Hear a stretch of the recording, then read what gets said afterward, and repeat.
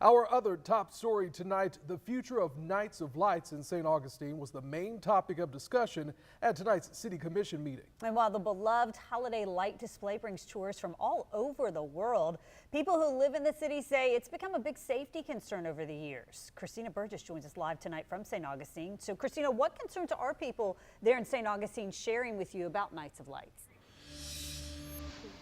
Well, yeah, guys, the most recent Nights of Lights saw bigger crowds and more intense traffic congestion than past years. Now, while St. Augustine residents want to continue preserving this annual holiday celebration, they're asking the city to create a safer environment during Nights of Lights and also consider the quality of life for residents who live here during the busiest time of the year.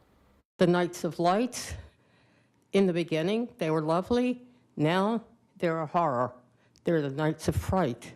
Actually, we had 5 tour guides who actually left during Nights of Lights. They quit. The Nights of Lights is completely out of hand. Several St. Augustine residents and employees expressed the hardships they've encountered during the holiday lighting display that draws in thousands of tourists. I don't believe that we as citizens should create an environment in our own city that is unwelcoming to us, but welcoming to people who live outside the city to our detriment. Take a look at this video from Nights of Lights on December 28th. The white dots moving are people packed on streets, and the dots barely moving are cars stuck in traffic coming into town. Monday night, St. Augustine City Manager David Burcham pointed out not just traffic concerns during the 65-day-long light display.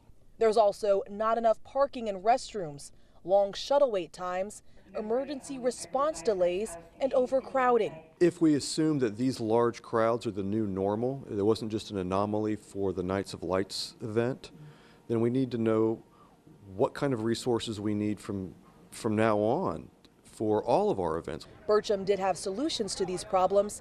He recommends blocking vehicular traffic on Cathedral Street, leasing the Bank of America parking lot to add additional restrooms, designating Uber drop-off zones, and more security. Mayor Nancy Sykes-Klein and commissioners approved Burcham's recommendations while also making some of their own, like adding a consultant and task force team to help with the process. We can support Nights of Lights, but still have a city that's welcoming and loving to the rest of us. And Burcham wants to try these short-term recommendations that were approved tonight on the next big holiday coming up. That's going to be the 4th of July. And the mayor also mentioned that discussions will start with the St. Johns County Tourist Development Council to ask for funding, because funding will be needed for these solutions that were discussed tonight. Reporting live in downtown St. Augustine, Christina Burgess, First Coast News on your side.